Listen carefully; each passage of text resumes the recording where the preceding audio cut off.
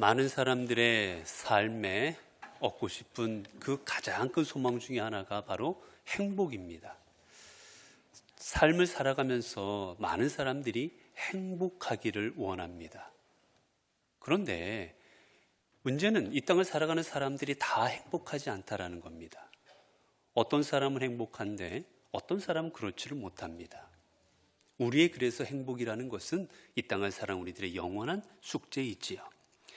세계적 권위기관인 하버드 대학교에 성인 발달 연구소라는 게 있습니다. 여기에 조지 메일런트 교수라는 분이 있는데 이분이 연구를 좀 했어요. 도대체 사람들이 언제 행복하고 어떻게 행복한 것일까? 그래서 하버드에 입학한 약 268명 그리고 일반인 약 546명에서 총 814명을 한 70여 년에 걸쳐서 긴 세월 동안에 추적 관찰을 했습니다.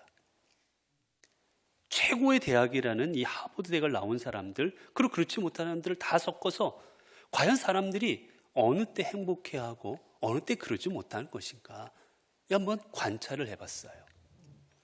내용은 사실은 우리에게 뭐 특별하지 않고 우리가 다 아는 내용들입니다. 그러나 정리해보면 몇 가지가 있는데 그 중에 하나는 뭐냐, 바로 행복한 사람들의 특징은 소속감이 있는 사람들이 행복하다라는 거예요.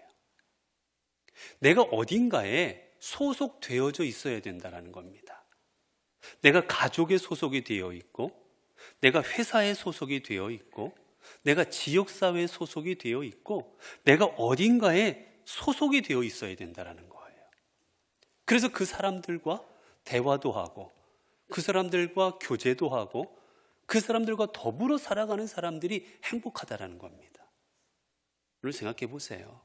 아무리 대궐 같은 집에 산다 할지라도 여러분 혼자 산다면 여러분 그게 그렇게 좋겠습니까? 아무리 맛있는 음식이라도 혼자 먹으면 그게 맛있겠어요? 그래서 사람들과 같이 더불어서 살아가는 사람들이 행복하더랍니다. 그리고 두 번째는 건강한 사람이랍니다. 이 건강은 정신적으로나 육체적으로나 건강한 사람들이 또 이렇게 행복하게 살아가고 있다는 거예요. 또 세 번째는 어떤 사람이 행복했느냐, 자아 존중감이 있는 사람, 즉 내가 가치 있는 존재라고 여김받고 있는 사람들이 행복하더랍니다. 여러분 우리가 어딘가에 살아가는데 내가 쓸모없는 사람이라고 생각되면 여러분 그게 얼마나 비극이겠습니까? 우리 예전에 남자분들을 좀 이렇게 낮추고 조롱하느냐고 하는 말들이 있었지요. 일식이, 이식이, 삼식이, 간이 배 밖으로 나온 사식이. 여러분 사람이 이렇게 식충처럼 밥 먹는 벌레로 여겨진다면 여러분 그게 삶이겠습니까?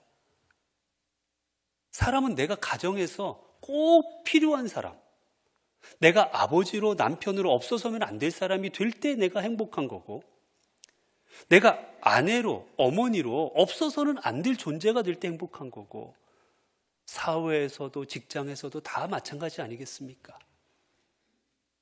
이런 요소들을 갖춘 사람들이 행복하더라는 거예요.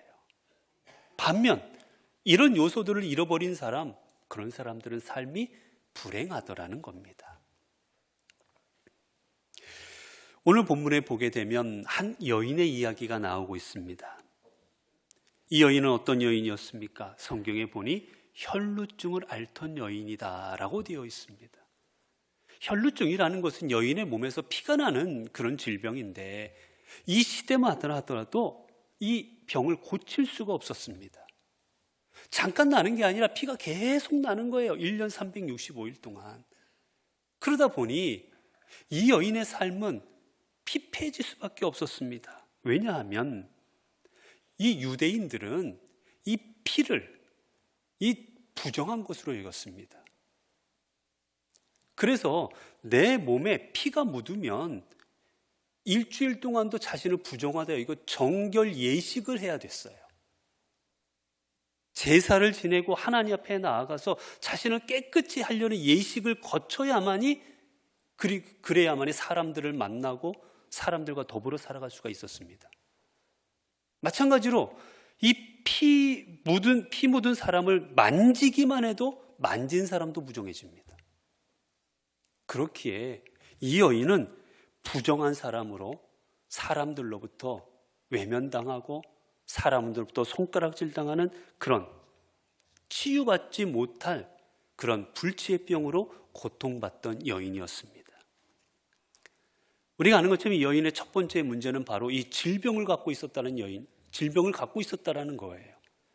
그런데 문제는 이 질병이 낫지를 않는다라는 겁니다. 어떤 약을 써도 어떤 치료를 받아도 낫지는 않았다라는 거예요. 그런데 오늘 본문 속에서 여러분 어떻게 말하고 있습니까? 여인이 얼마 동안이나 아팠다고요? 12해를이라고 성경은 적혀 있습니다. 그냥 여러분 오랫동안이라고 하면 될 텐데 왜 12해라는 걸 특별히 가르쳐 우리에게 말씀하고 계실까? 여러분 생각해 보십시오. 우리가 감기만 걸려도 하루만 아파도 얼마나 힘든지 모릅니다. 일주일만 지나가도 몸이 얼마나 괴로운지를 모릅니다. 같은 질병은 한 달만 알아도 여러분 몸이 견뎌내기가 어렵습니다. 그런데 여러분 1년 아니 2년 아니 12년 동안을 질병을 앓았다라고 생각해 보십시오. 여러분 그 삶이 얼마나 괴로웠겠습니까? 얼마나 고통스러웠겠습니까? 그리고 본문을 보게 되면 어떻다고 했습니까? 이 질병은 점점 더 중하여졌다라고 하고 있습니다. 갈수록 병이 차도가 있는 게 아니라 오늘보다 내일 몸이 더 나아지는 것이 아니라 몸이 점점 더 나빠지고 있었습니다. 여러분 질병을 오랫동안 알아보신 분들은 아마 이 여인의 심정을 알 겁니다. 오늘보다 내일이 좀 더 좋아져야지, 오늘보다 내일 더 나빠질 때 얼마나 좌절스러운지요. 얼마나 실망스러운지 모릅니다. 그렇게 이 여인은 어떻게 했습니까? 성경에 보니까 많은 의사에게 많은 괴로움을 받았고 가진 것도 다 허비하였으되, 성경에는 많은이라는 단어를 특별히 2번이나 사용하고 있습니다. 많은 치료도 받았습니다. 많은 의사를 만났습니다. 여러분 이 여인이 이 병이 얼마나 낫고 싶었겠어요? 온 지역에 유명하다는 의사는 다 찾아갔을 것이고 온 지역에서 이렇게 하면 괜찮다라는 그런 처방과 약과 치료 방법은 다 해봤을 겁니다. 안 해본 게 없었을 거예요.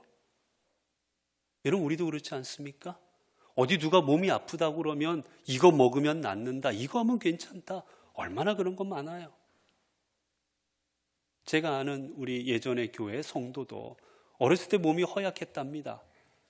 그랬더니 할아버지가 매일같이 청개구리 있지 않습니까? 청개구리를 매일 한 마리씩을 주시더래요. 그거를 한동안 매일같이 꿀떡꿀떡 삼켜 먹었답니다.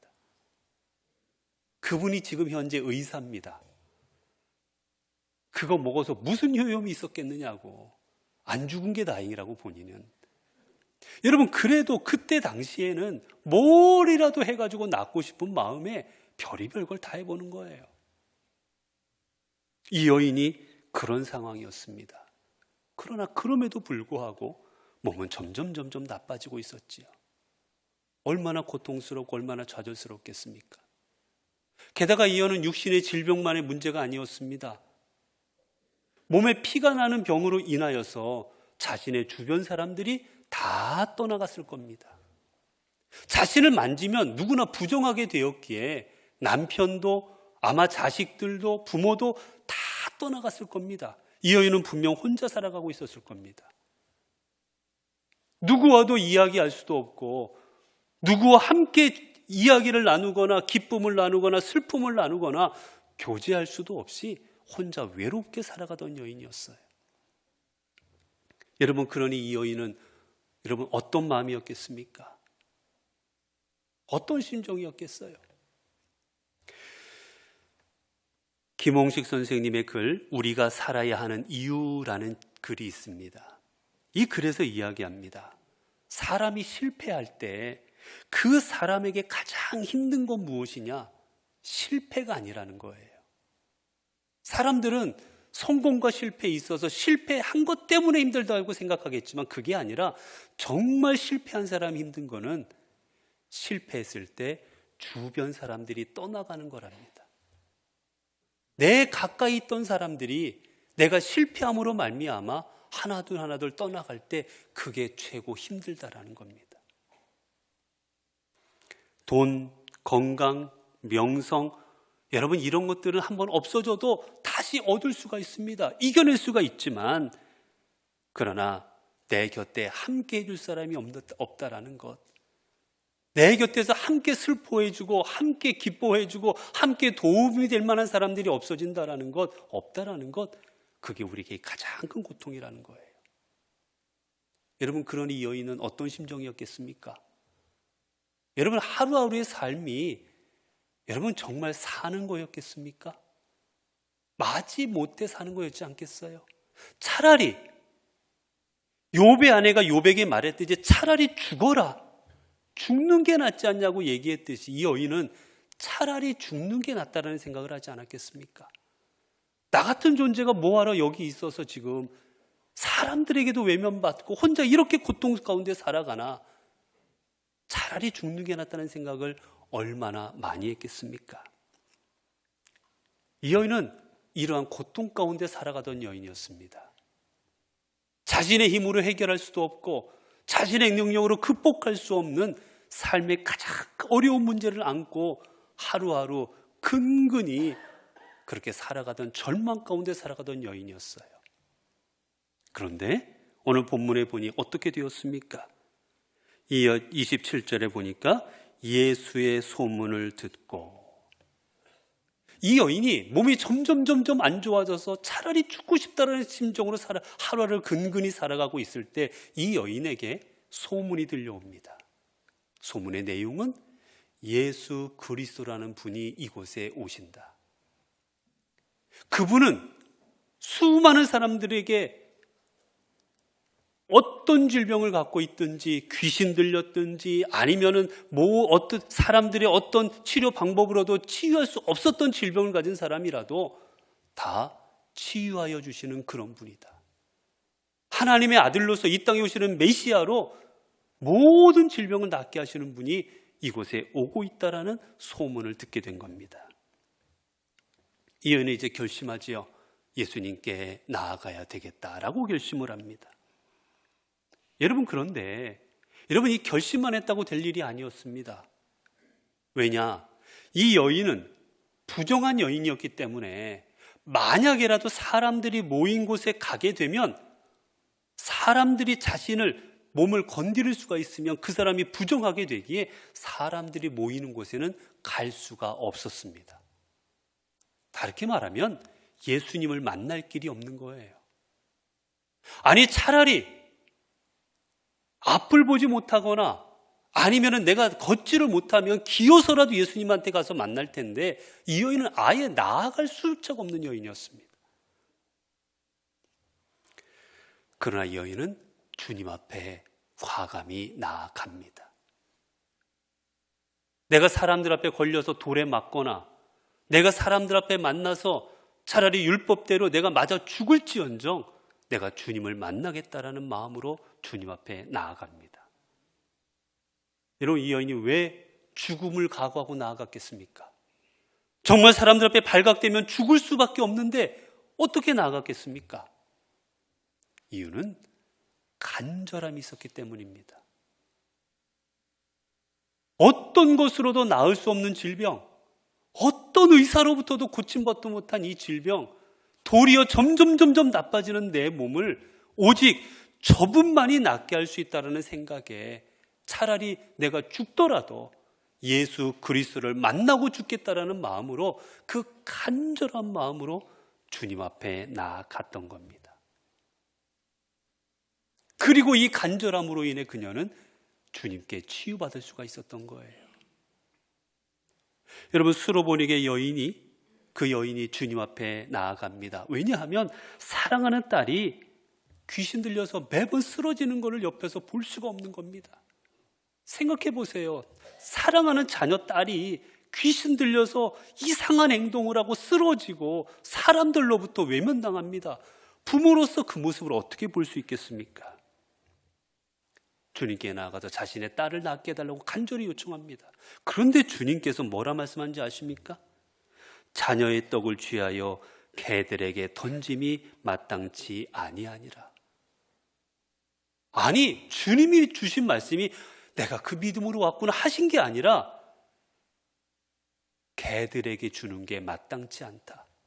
이방인은 너는, 우리로 말하면 너는 동물 같은 존재이기에 너에게는 내가 능력을 베풀지 않겠다라는 청천벽력과 같은 말씀입니다. 여러분, 우리가 이런 말씀을 들으면 어떡하겠습니까? 내가 잘못 알았구나. 내가 예수라는 분이 대단하신 분이라고, 예수라는 분이 우리를 사랑하신다라고 했는데 내가 보니까 정말 잘못 알고 왔구나. 여러분, 저주하며 그 자리 떠나버리지 않겠습니까? 그렇게 모욕을 당했는데. 근데 이 여인이 어떻게 한 줄 아십니까? 주여, 올소이다마는 상 아래 개들도 제 주인의 상에서 떨어지는 부스러기를 먹나이다. 여러분, 이 여인이 놀라운 대답은, 그래요 주님, 저 개 같은 존재입니다. 맞습니다. 저 개 같은 존재예요. 그 정도로 보잘것 없습니다. 그런데 개들도 주인의 상에서 떨어지는 음식 먹고 삽니다. 저에게도 부스러기라도 주옵소서. 얼마나 놀라운 말씀입니까? 여러분, 이 여인이 어떻게 이런 말을 할 수 있었습니까? 이유는 간절함 때문이에요. 내가 모욕당해도 내 딸을 낫게 할 것이라는, 이 예수님은 분명 낫게 할 능력이 있으신 분인데 이분이라면 내가 딸이 나을 거라는 거에 대한 간절함이 있었기에 이 여인은 그 어떤 모욕도 참아낼 수가 있었던 겁니다. 결국 주님께서 이 여인에게 말씀하셔서 내 믿음이 크도다. 내 소원대로 되리라. 여러분, 우리가 하나님의 능력을 체험하기 위해서 우리에게 필요한 게 바로 무엇입니까? 이 간절함입니다. 내가 정말 주님 앞에 내 인생의 문제를 해결한 바들이라. 내가 정말 주님께서 내 질병을 통하여 내가 쓰러지지 않고 이 질병을 이겨낼 수 있도록 해 주시리라. 내 인생이 지금은 바닥 같은 인생일지라도, 내 인생이 앞이 보이지 않더라도 분명 하나님께서 내 인생에 빛을 비추어 주실 것이라. 그렇게 그 주님 앞에 간절한 마음으로 우리가 나아갈 때 여러분, 그 은혜가 우리에게 임하여지는 겁니다. 여러분, 우리가 왜 주님을 만나도 감동이 없습니까? 여러분, 돌이켜 보십시오. 여러분이 자녀를 만나고 싶은 간절한 마음이 있을 때 자녀를 만나면 얼마나 기분 좋은지 모릅니다. 뛰어갈 듯합니다. 내 심령이 폭발할 것 같습니다. 그러나 간절함 없이 만나면 대면합니다. 왔구나, 언제 가냐. 우리 안에 정말 예수 그리스도에 대한 간절한 마음으로 내가 주님을 만나고자 할 때 그 주님의 음성을 들을 때 내 심령이 뜨거워지는 것이고, 그 주님의 말씀으로 인하여 내 삶이 변화가 되는 거지, 아무런 감정도 없이 주님 앞에 나온다고 여러분 인생의 문제가 해결받는 게 아닙니다.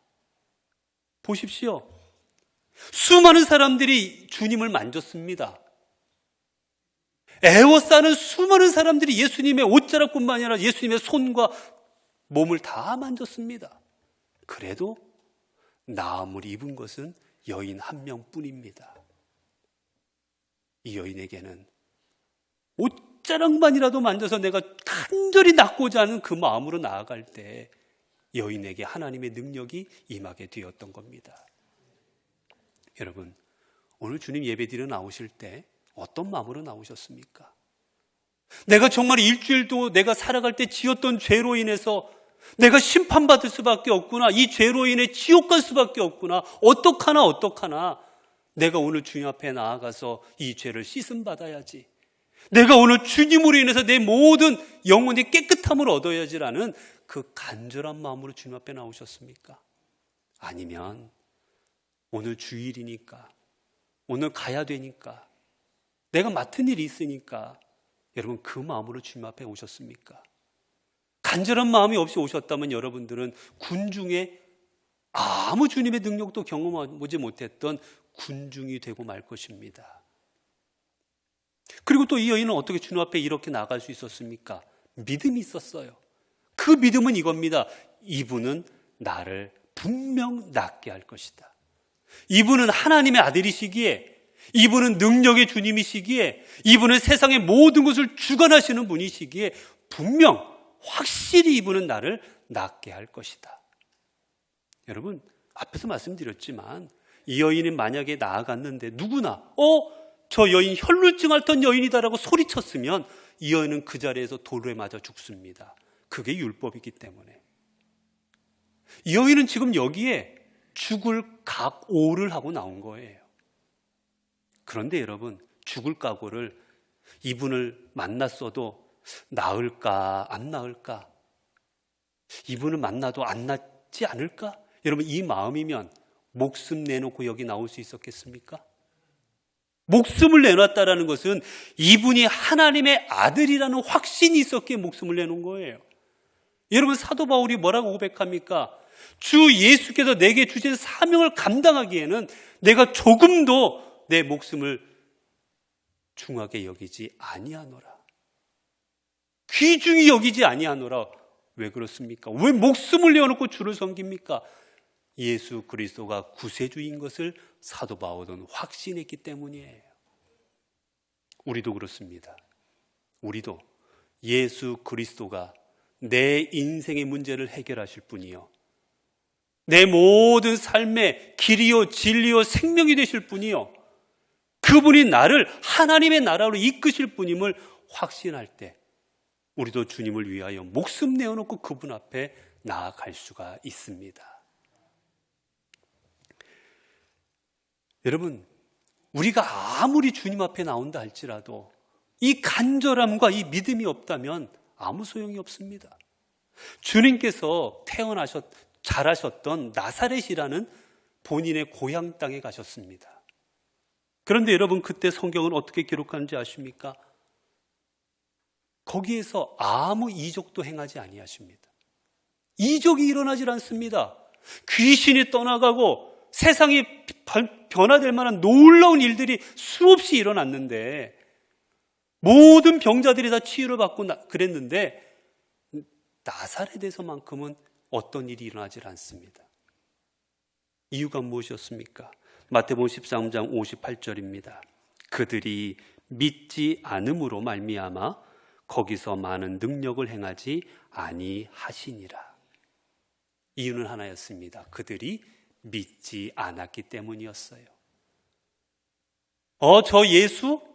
저 옛날에 우리랑 같이 살았잖아. 뭐야, 목수잖아. 저 젊었을 때 우리랑 같이 밥 먹었고 우리랑 같이 자라났고 개울가에서 목욕도 했는데 무슨 저 사람이 메시아겠어? 그런 마음으로 예수님을 만날 때 아무런 능력이 임하지 않았던 거예요. 여러분 혹시 차에 십자가 달고 다니고 계십니까?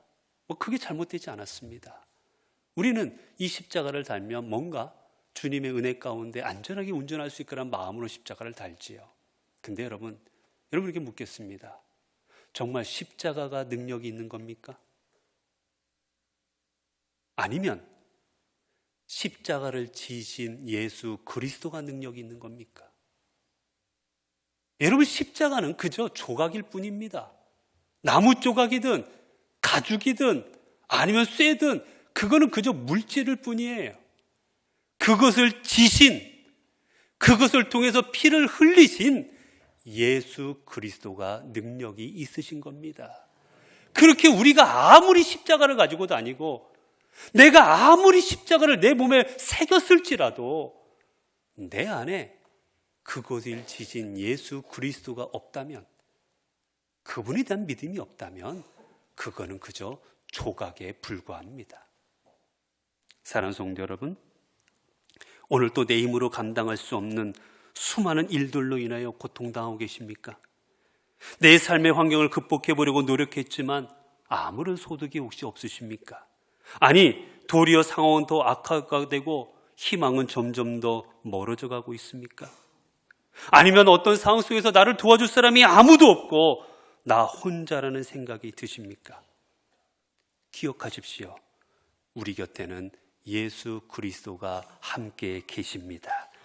세상의 모든 사람이 외면할지라도, 세상의 모든 사람이 나를 다 떠나갈지라도 우리 주님께서는 내 곁에서 우리를 도우시고 인도하십니다. 이제 여러분, 주님을 만나고자 하는 마음, 예수 그리스도를 통해서 내 인생의 문제를 해결해 받고자 하는 마음, 주님이 아니고는 내 인생의 문제가 어느 무엇으로도 해결은 받을 수 없다라는 그 간절한 마음을 가지고 주님 앞에 나아가십시오.